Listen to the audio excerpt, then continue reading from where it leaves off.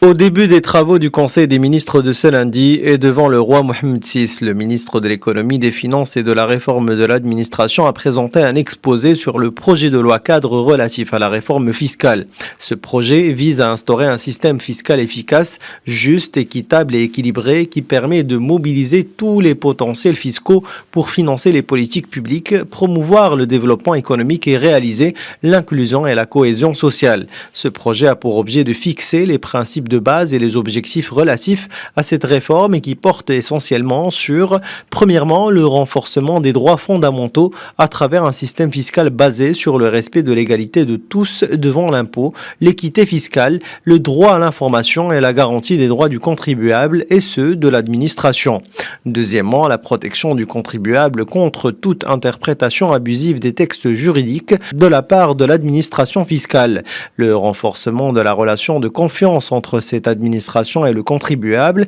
la garantie du droit de recours pour les deux parties et de l'indépendance des instances fiscales compétentes, en plus de la création d'un observatoire national des impôts. Troisièmement, l'instauration d'un système fiscal au service de la compétitivité, de l'innovation et de la création d'emplois et la mobilisation du plein potentiel fiscal pour garantir un meilleur financement des politiques publiques. Quatrièmement, l'orientation du système fiscal vers le renforcement de la solidarité,